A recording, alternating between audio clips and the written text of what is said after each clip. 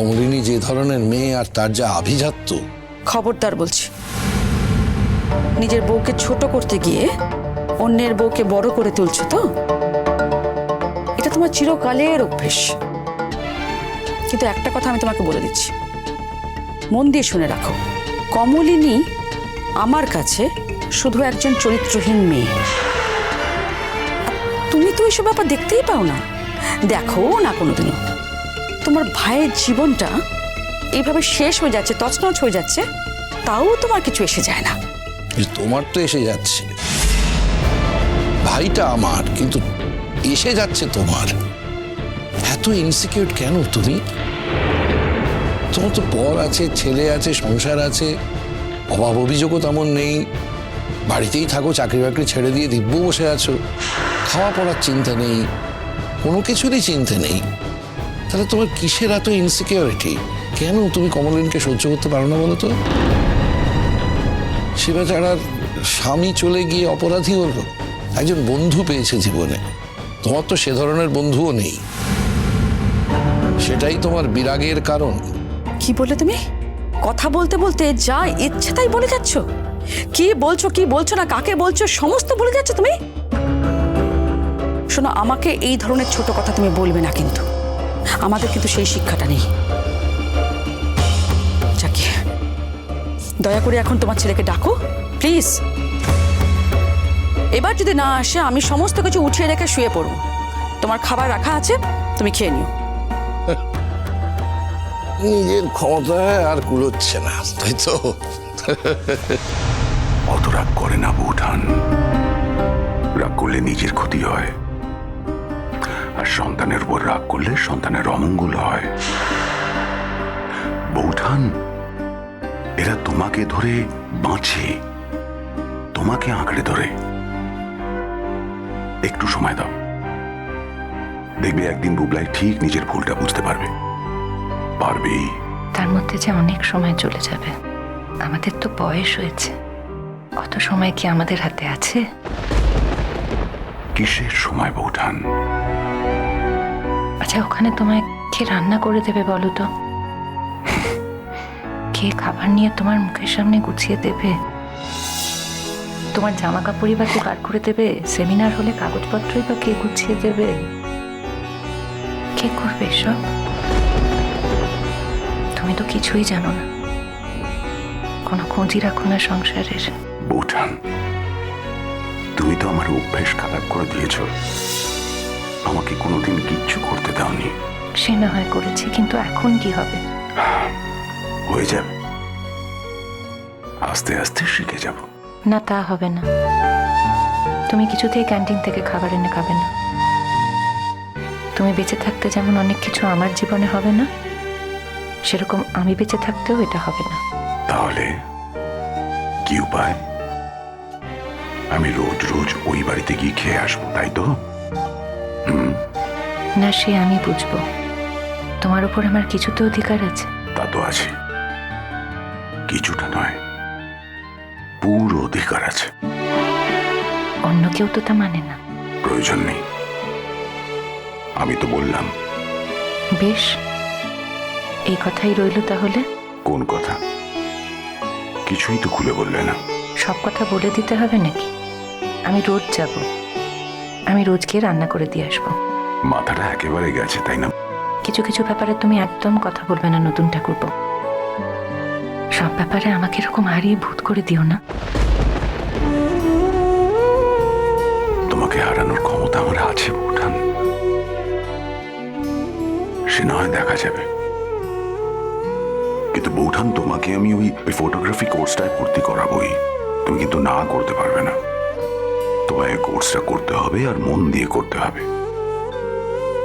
বৌঠান, নিজের একটা জায়গা তৈরি করতে হবে বৌঠান।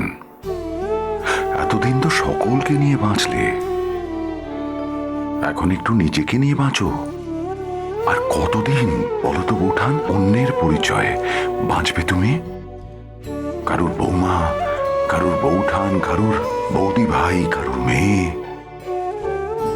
নিজের তো একটা পরিচয় থাকা চাই। এই প্লুটো, প্লুটো, আরে খাবি আয়, দরজা খোল, খাবি আয়। মা তখন থেকে তোকে ডাকছেন। খুলছে না? কখন থেকে ডাকছি, সারাদিন আমার প্রয়োজনটুকু মনে করে। কি যে না ছেলেটা হয়েছে। আয় প্লুটো। ভারী বিপদ হয়ে গেল তো, দাঁড়াও। কি?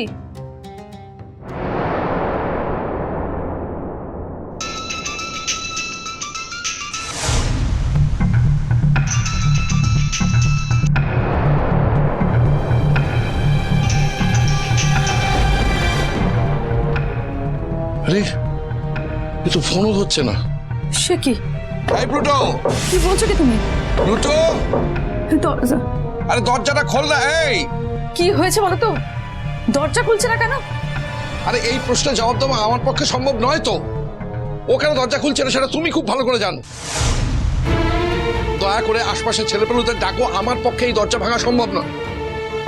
প্লুটো, প্লুটো, কি কি কি বলছো তুমি? না না না, প্লুটো, প্লুটো।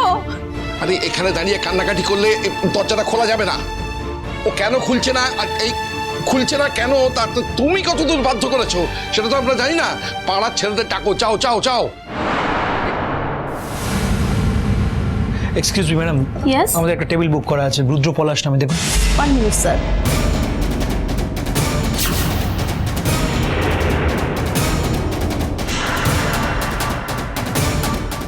বুবলাইরা এসছে। তাই তো দেখছি। Oh, yes. তরুণ দা, হ্যাঁ বলুন। বলছি ওনাদের নামে একটা টেবিল বুক করা আছে। 27 Okay. নম্বর টেবিলটা একটু দেখিয়ে দাও। ওকে, আসুন স্যার, আসুন না। ওয়েলকাম। চলো আসুন স্যার, আসুন ম্যাম। কি হলো? মামনি আর নতুন কাকু।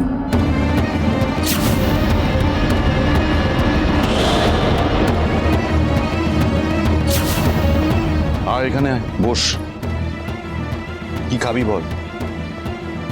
তোমার লজ্জা করে না তাই না মা? লজ্জা করার মতন কিছু করেছি বলে তো আমার মনে হচ্ছে না।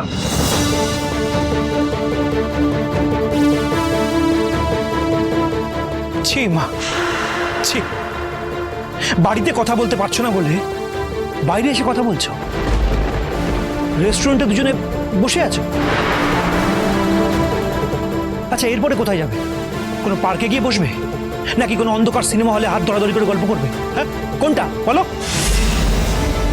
রাগ করুন, এটা public place. Public place?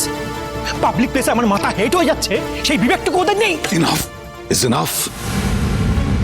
Bublai, তুই আমাকে যা খুশি বল, তোর মাকে অপমান করবি না। খুব গায়ে লাগছে তাই না? মা অপমানিত হচ্ছে বলে খুব গায়ে লাগছে। আমার মাকে নিয়ে ফষ্টি নষ্টি করবে, তোমার যা ইচ্ছে তুমি তাই করবে, আর ছেলে হিসাবে আমি রিয়াক্ট করতে পারবো না। না, পারবে না। তোমার মা একজন অ্যাডাল্ট, তার নিজের জীবনের সিদ্ধান্ত নেবার অধিকার আছে। সে মানুষটা যদি কারোর সঙ্গে কোনো রেস্টুরেন্টে এক কাপ কফি খেতে আসে, তাতে কোনো অধর্ম হয় না। তাতে তোমার মাথা হেঁট হয়ে যাবার মতন কোনো ঘটনা ঘটে না বুবলাই। আর তাতে যদি তোমার মনে হয় যে তোমার মাথা হেঁট হয়ে যাচ্ছে, তাহলে বুঝতে হবে তোমার মাথা তৈরি হয়নি, তোমার মাথায় গোবর পোড়া রয়েছে। অনেক রাগিয়েছো তুমি আমায় বুবলাই, আর বাড়াবাড়ি করো না। নতুন ঠাকুরপো, তুমি ওর সঙ্গে কথা বলতে যেও না। ও জানেই না, ও ভুলেই গেছে কার সঙ্গে কিভাবে কথা বলতে হয়। দিনের পর দিন নিজের ছেলের ওপর এইভাবে মেন্টাল টর্চার করতে আপনার খারাপ লাগে না? আপনি বোঝেন আপনার এই আচরণের জন্য আপনার ছেলে যে ভিতরে ভিতরে কষ্ট পায় সেটা বোঝেন আপনি? বর্ষা, তুমি আমার আচরণ নিয়ে একটা কথাও বলবে না। তুমি আগে নিজের আচরণ ঠিক করো। আমার আচরণ সম্পর্কে আমার স্বামী খুব ভালো করে জানে। আমার আচরণ নিয়ে অন্তত তার মনে কোনো সংশয় নেই, কিন্তু আপনার আচরণ নিয়ে আছে। অবশ্য সংশয় বলছি কেন, বিষয়টা তো আর সংশয়ের জায়গাতেই নেই। খবরদার, কি বলতে চাইছো তুমি? চিরসখা হে